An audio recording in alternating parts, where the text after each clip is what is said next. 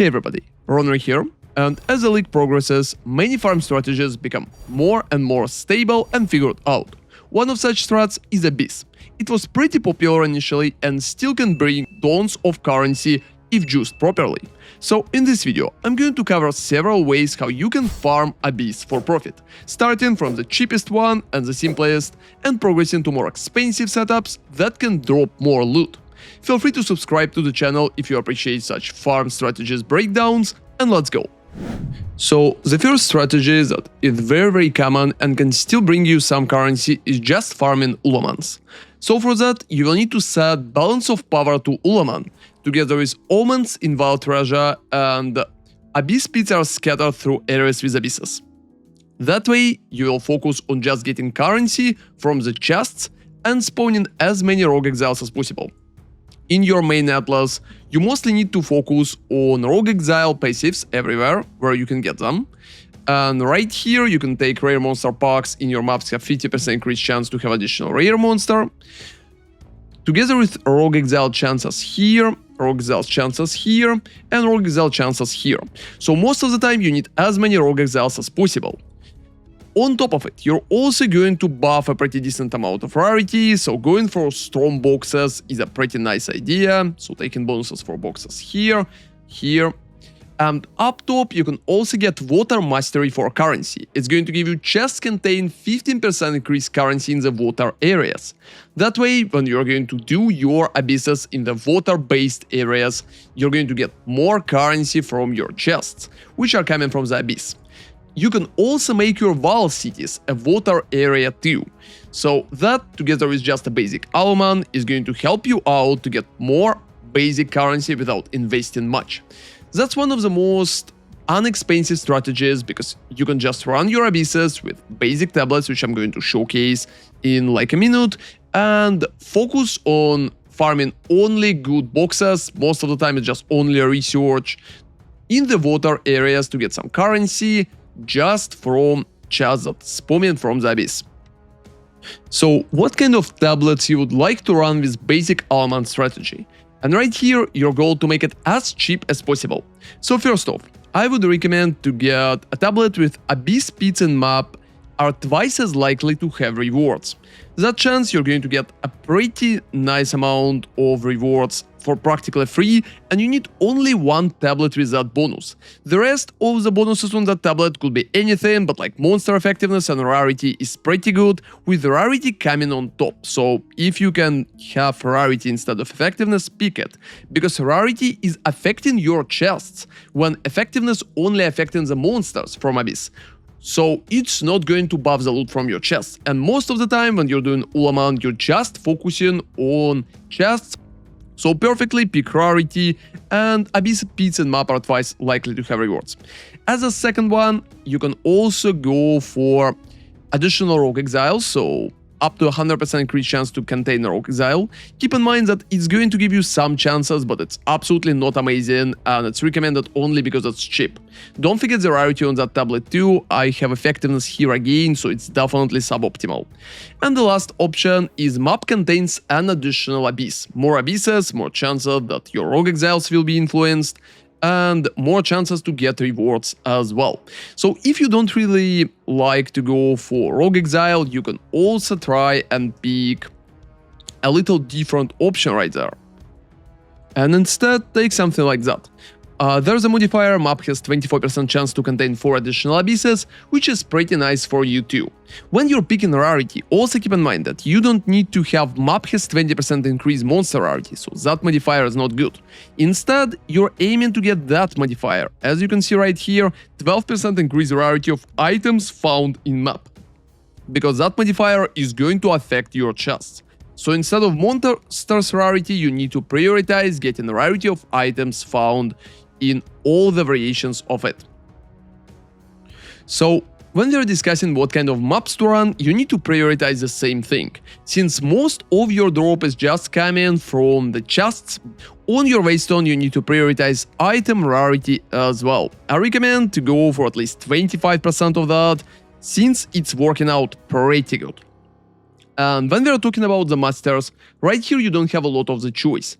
Since Doriani mostly used to get evolutionary presence, which just give effectiveness, and you don't really need it much, I think Jado is probably the best option at the moment. For Jado, you just need to focus on partial translations for 20% chance to double effect of explicit modifiers on your tablets, together with unexpected missions, which will have you corrupted waystones open maps with one additional random modifier. Keep in mind that if your build is not too strong or you feel in like it taking longer for you to clear abysses, you can drop unexpected mission or just not corrupt your waystones. Instead, you can get like an anomaly bonus, for example, or something basic around it. Even if I don't really recommend to focus on things like random content. However, if you feel strong enough, feel free to also corrupt your waystones, because that way it's going to give you one additional random modifier, which is pretty nice. So the second strategy is a little more sophisticated, and for that you're going to need to repick your Ulaman for Amanamus. Amanamus is going to provide a specific rares which are appearing a big cloud of smoke. So to get better chances for loot, you need to move out those rares out of the smoke and just kill them outside of the smoke cloud. So the rest is kinda staying the same. You're getting omens from wild treasures, and for Lord of the Pit proliferation, you can also try to swap for abyssal monsters have 10% increased effectiveness for each closed pit. It's going to make your monsters harder, but it's definitely an option. But abyss pits are scattered, still a solid option as well. So just pick whatever you currently like more. And when we are talking about general tree, nothing changes much too, but make sure you have effectiveness in the journey ahead. And to the right, I recommend to take Nemesis Rising for rare monster packs, and your maps have 50% increased chance to have an additional rare monster. So what else you will need to get on your tablets for the Amanamu strategy? For that, we will need to get as many rares in the map as possible, so perfectly, getting additional rare monsters are spawned from abysses in map is recommended. Perfectly it should be 2, but if you're on a budget, going for 1 is an option. So having additional monster rarity right now is also pretty good, so monster rarity on the tablets is now recommended. And as a second one, you can also get map has increased number of rare monsters, because more rares is going to lead to more loot for you. Getting abyssal monster has increased effectiveness for each closed pit is also could be a nice option, especially if you don't have it in the tree, to get more effectiveness up. And I still recommend to use at least one tablets with abyss pits and map are twice as likely to have rewards, because that's practically a very free bonus, which you're spending only one tablet still, and you're still going to receive some particular part of loot from your chests as well, especially if it's going to be like a watery area. So when we are talking about what kind of waystones to run, right here, getting some additional pack size or monster rarity is pretty much alright. So using Omen of Chaotic Effectiveness could be pretty nice, because that way you will not get effectiveness, but will get other bonuses. Try to Chaos Click it. And right here we have 60% monster rarity, which is pretty nice for us, and 31% of item rarity as well. I think running something basic like that is definitely going to lead to a pretty nice results. So if you're going to use the same master that we did before, you can also corrupt the waystone. If not, it's alright. So at the moment, in terms of masters, you have a double choice. First off, you can still run Jado for partial translation and just hope to double effect of explicit modifiers and getting bonuses from unexpected missions. But as a second option for that strategy, you can also run Dorianis. It gives effectiveness on monsters per explicit modifier, which is pretty nice. You can also get free irradiation on your map, so +1 level. Together with Waystones have 25% more effect of prefix or 25% more effect of suffix, so more bonuses from it too. And chances for areas to be cleansed or corrupted. So cleansed and corrupted areas, especially cleansed ones, are dropping more currency because they're providing monsters, which are dropping more currency in general. So I believe that Doriani for the second strategy could be a very good option, especially if your tablets are not too expensive and still staying under a few divines each. And keep in mind that over-investing right here is not recommended, so just try to get abyssal tablets which cost like 1-2 divines at the top. And the last strategy is the most sophisticated and expensive one, however, the one that usually should bring the most loot. Keep in mind that to run that strategy, you will need to have a very good setup, perfectly running it in the city, so you can have 4 tablets instead of just using 3 tablets. And it's also working very well when you pair it with Delirium, because Delirium can give you additional bonuses to your loot, so there's more chances that you will drop good things if you're running it in the higher level of Delirium. So in terms of the tree, you're practically staying the same. So you're ending up with Amanamus again, together with omens. And right here, it's easier to take scattered, but taking the second option is decent as well. As a master, for the last strategy, you absolutely need to use only Jado. Since your tablets are going to be pretty expensive, some of them could be like 5 divines, getting partial translations is absolutely necessary, because when it's going to double the effect of your tablets, there's a big chance your loot is going to just skyrocket. For your Atlas, perfectly you need to focus on the cities, closer to the citadels, or closer to any other variations which can give you a proper biomes.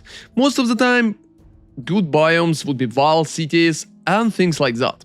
Here you can have 4 tablets instead of using 3 tablets. And you can also spawn Delirium with a Grand Mirror on the whole city. So for example, here I have a Grand Mirror. If I will complete it, it will actually add Delirium to all city tiles around. The same way like I have it here around the Copper Citadel too. Keep in mind that your build should be pretty strong to farm that, because with higher Delirium, maps will be significantly harder for you. And if you can't handle us with Delirium, you can still just run with 4 tablets variation, but the loot is definitely going to be worse. So what kind of tablets I would recommend to use for it? First off, you will need to have a tablet with map has 2 additional random modifiers. It's going to boost your loot significantly, those tablets go from like 5 to 7 divines at the moment, and you can also combine it with Jada's Unexpected Mission, which is going to add +1 additional random modifier too. And that way you're going to end up with 3 random modifiers, which is definitely amazing for improving your loot. As other bonuses, you can get additional monsters on there or some additional rarity on the tablet itself. Next tablet should give you Abyssal Monsters has increased effectiveness for each close pit. It's much harder to complete maps that way, but it's definitely worth it because it's going to boost your effectiveness up to 100%. You can also get increased number of rare monsters again, because it's going to boost your loot significantly too.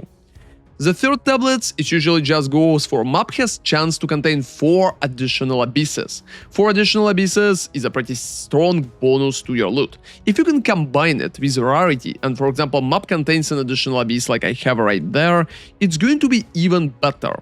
So almost all stats on that tablet, it's working better than anything. And keep in mind, if you're running that strategy, it's heavily recommended to use it with 4 tablets and not with 3, because you're overpaying for tablets already. If you don't have an option in the city and you have only normal maps with like 3 tablets, I recommend to run one of the 2 previous strategies. For that one, going city is almost mandatory. And the last tablet, you can still run with something like Abyss Pits and Map are twice as likely to have rewards because it's free, together with increased number of rare monsters and rarity in general, so something basic like that. Modifiers come first, after that effectiveness from close pits, after that additional abysses and 4 additional abysses, and the last step is just rewards, even more rarity and even more rare monsters. So what kind of Waystone you would need to run? Again, I recommend to run a Waystone with high item rarity and high monster rarity. Some pack size is nice, but you barely need effectiveness right here. You can also vaal it, because most of the time you will run Jado, and for Jado, perfectly it should be vauled. As you can see, I ended up with a pretty good one right here, so like 31 item rarity, decent pack size, and about 60% of monster rarity too. So running something like that is recommended. Corrupt your Waystones just to get the Jada bonus from unexpected missions. So as the last part of the strategy, you can also always try to run Abyss Overrun maps. In that case, just make sure you're using the unique tablet together with additional Waystones, which probably going to be tier 16s with 8 mods. However, that's even more investment, and most of the time it might be not worth it. Check out the market before investing into any particular tablets or strategies. Hope that video will help you out to drop a little more currency from Abyss, and thank you very much for watching. Ronarray out.